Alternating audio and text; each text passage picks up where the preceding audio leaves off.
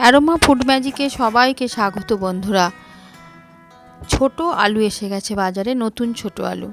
সেই দিয়ে আলুর দম বানিয়েছিলাম, বেশ ঝাল ঝাল মশলা মশলা আলুর দম, কড়াইশুঁটির কচুরি আর এই বেবি পটেটোর আলুর দম, ছোট আলুর আলুর দম।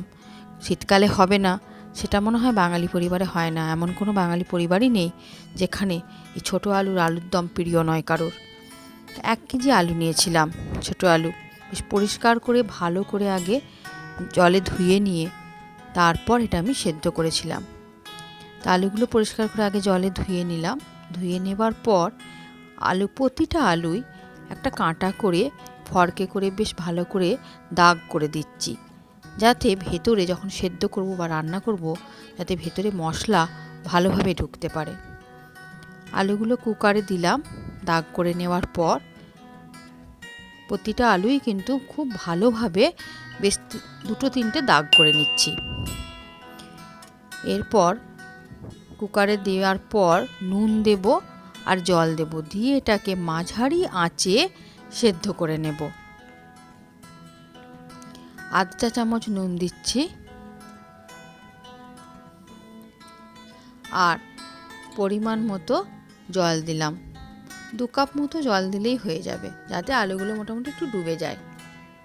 দিয়ে মাঝারি আঁচে সেদ্ধ করে নিচ্ছি।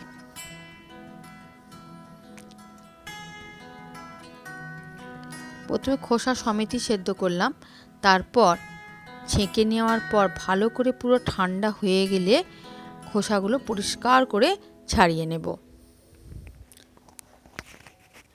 এই আলুর দম এমনিতেই বাঙালিদের একটা খুব প্রিয় একটা ডিশ, তার সঙ্গে আবার যদি এই ছোট আলুর দম হয়, নতুন আলু, তা তো কথাই নেই।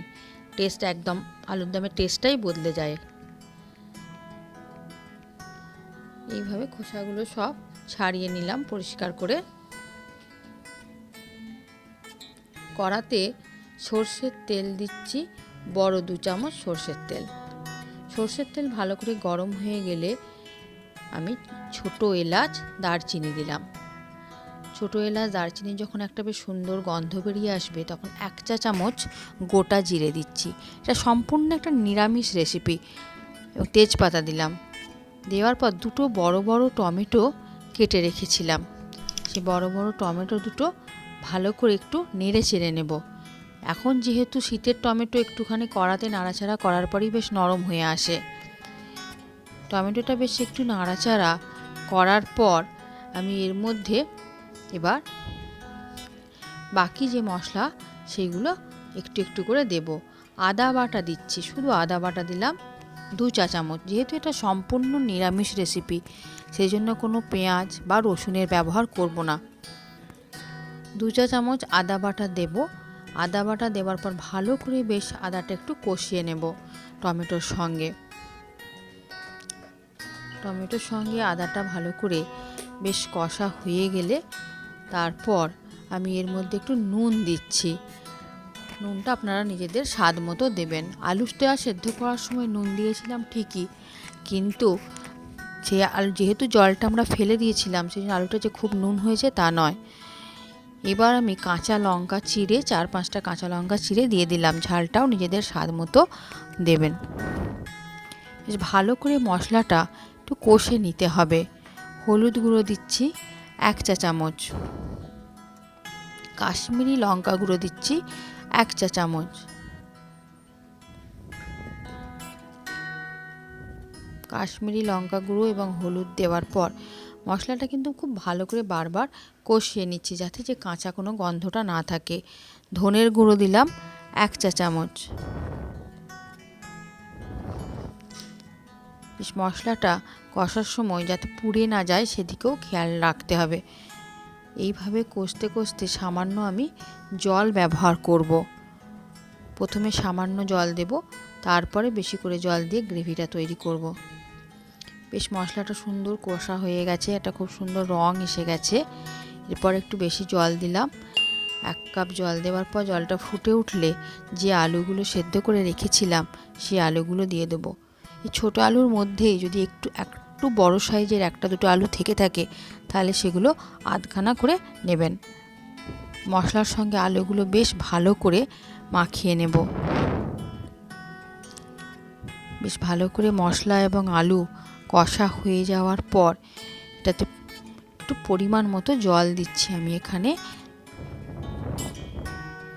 মোটামুটি 1 গ্লাস জল দেবেন। আমি এখানে 1 গ্লাস জল ব্যবহার করলাম।